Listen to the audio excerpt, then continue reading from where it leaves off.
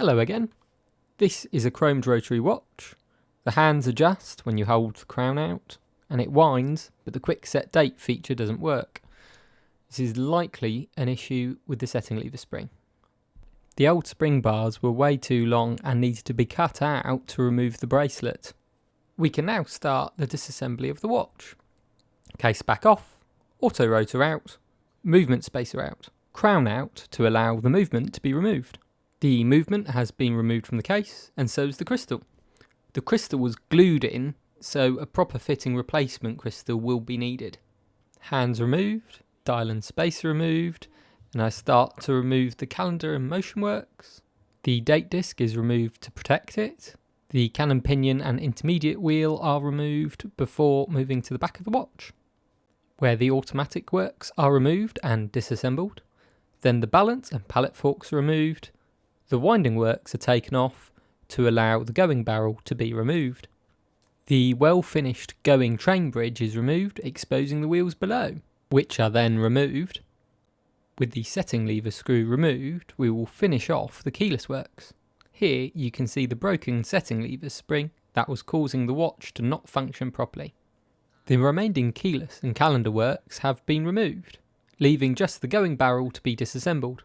Worryingly, the mainspring has lost its bradawl, likely because someone has not wanted to replace the mainspring in the past and put it back in anyway. This is the chromed rotary watch fully disassembled. New parts have been ordered, that is a new mainspring, setting lever spring and crystal.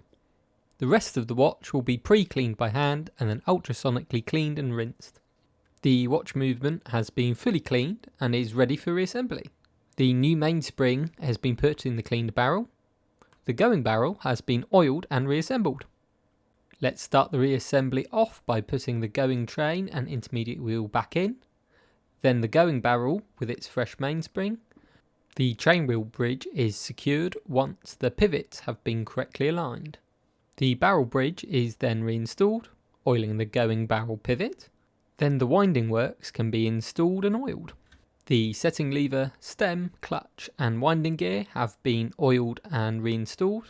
The rest of the keyless works, the motion works and quick set date mechanism have all been installed and oiled. This includes the new setting lever spring.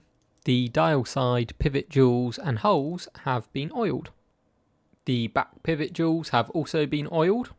The pallet fork and cock have been installed. The fork jewels oiled. With the balance installed and a little bit of wind in the watch, you can see it working. The top and bottom cap jewels have been removed and cleaned, oiled and reinstalled. Here are the automatic works that wind the watch with the power from moving your arm. And with the bridge put back on and the pivots oiled, it can be reinstalled onto the movement. The remaining dial side components have been installed and oiled, including the date disc. With the dial put back on, you can see there is some scale on the hour markers. I'll polish the rest of them like I have done with the 7 and 8 o'clock ones. Here is the clean dial with polished hour markers.